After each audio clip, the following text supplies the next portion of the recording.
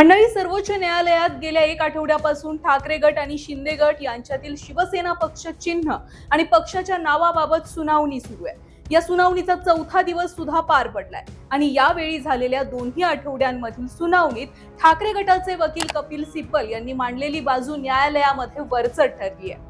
या चारही दिवसांमध्ये सिब्बलांनी न्यायालयामध्ये अगदी मोजकेच मुद्दे मांडले, पण ते मुद्दे सिब्बलांनी शेवटपर्यंत लावून धरले. त्याचे पुरावे कोर्टात दिले.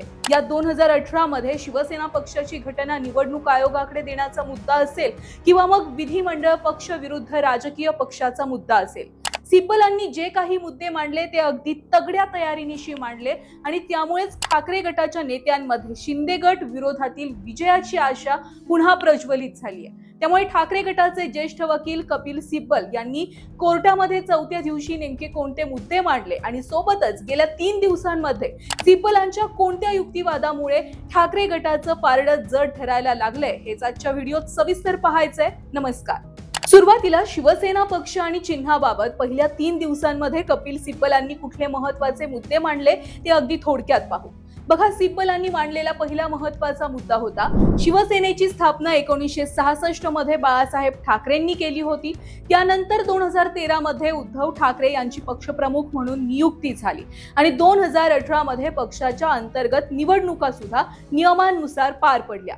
या सर्व प्रक्रियेची अधिकृत कागदपत्र न्यायालयात सादर करण्यात आली असून त्यामुळे पक्षाच्या वैध नेतृत्वाबाबत कोणतीच शंका राहत नाही. दुसरा महत्त्वाचा मुद्दा होता तो म्हणजे 2018 मध्ये एकनाथ शिंदेंची गटनेतेपदी नियुक्ती स्वतः उद्धव ठाकरेंनी केलेली. म्हणजेच शिंदे यांना मिळालेलं राजकीय स्थान हे मूळ पक्ष प्रमुखांनी दिलेलं होतं. त्यामुळे नंतर त्याच पक्षावर आणि त्याच्या नावावर दावा सांगणं हे घटनात्मक दृष्ट्या ग्राह्य धरता येणार नाहीये. त्यानंतर तिसरा महत्त्वाचा मुद्दा सिब्बलांनी मांडला होता की राजकीय पक्ष आणि विधिमंडळ पक्ष हे दोन पूर्णपणे वेगळे घटक आहेत. केवळ आमदारांची संख्या जास्त असल्यामुळे एखादा गट मूळ राजकीय पक्ष ठरत नाही.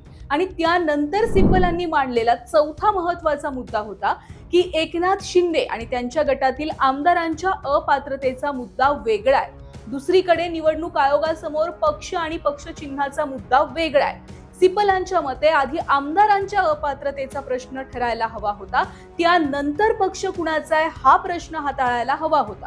कारण जर शिंदे गटातील आमदार अपात्र ठरले तर त्यांचं संख्याबळ बदलू शकतं आणि जर संख्याबळ बदललं तर निवडणूक आयोगासमोर पक्षावर दावा करणाऱ्या गटाचं बहुमत सुद्धा बदलू शकतं. आता बघा, सिब्बलांनी हे महत्त्वाचे मुद्दे पहिल्या 3 दिवसांमध्ये मांडलेले होते. आता एका बाजूने सिब्बलांनी हे मुद्दे मांडल्यावर दुसऱ्या बाजूला निवडणूक आयोगानं सुद्धा त्यांची बाजू मांडताना सिब्बलांच्या काही मुद्द्यांवर बोट ठेवलेलं. त्यातला सर्वात महत्त्वाचा मुद्दा ठरला होता तो म्हणजे 2018 मध्ये शिवसेनेची घटना आणि झालेल्या नियुक्त्यांचं पत्र हे निवडणूक आयोगाला मिळालं नाहीये असं निवडणूक आयोगानं सांगितलं. आता निवडणूक आयोगाच्या याच मुद्द्यावर कपिल सिब्बलांनी चौथ्या दिवशी पुराव्यांसकट निवडणूक आयोगाला कात्रीत पकडलाय. बघा, चौथ्या दिवशी सिब्बलांनी निवडणूक आयोगाने जो प्रतियुक्तिवाद केलेला होता त्यावर टिप्पणी केली आहे. चौथ्या दिवसातला सिब्बलांचा सुनावणीतला महत्त्वाचा मुद्दा हा होता की आयोगाचा 2018 ची घटना माहीत नसण्याचा दावा खोटा आहे.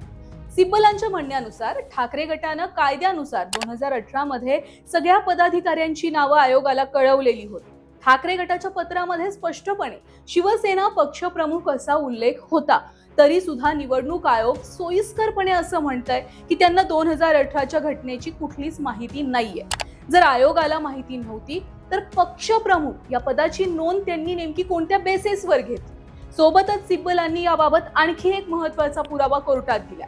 निवडणूक आयोग एका बाजूने म्हणतंय की 2018 मध्ये पक्षात केलेल्या नियुक्त्यांबाबत आयोगाला माहिती नाहीये असं आयोग म्हणतंय, पण आयोगाचाच शिक्का ठाकरे गटानं पाठवलेल्या 2018च्या एका पत्रावर आहे. मग हा शिक्का आला कुठून?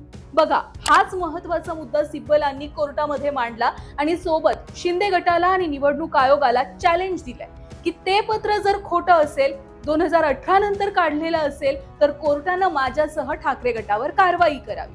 सिब्बलांच्या याच परखड आणि पुराव्यांसकट केलेल्या आजच्या युक्तिवादामुळे ठाकरे गटाची बाजू कोर्टामध्ये अधिक उचलली गेली आहे.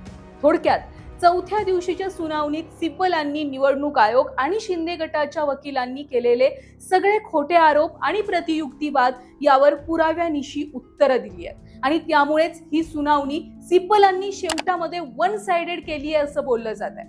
आता सिब्बलांच्या या युक्तिवादानंतर शिंदे गट काय प्रत्युत्तर देणार आहे आणि या सुनावणीचा निकाल अखेर कधी लागणार आहे हे भविष्यात समजेलच. तुम्हाला काय वाटतंय? शिवसेना पक्ष चिन्ह आणि नाव ठाकरे गटाला मिळालं पाहिजे की शिंदेकडेच राहिलं पाहिजे? तुमचं मत कमेंट बॉक्स मध्ये नक्की सांगा.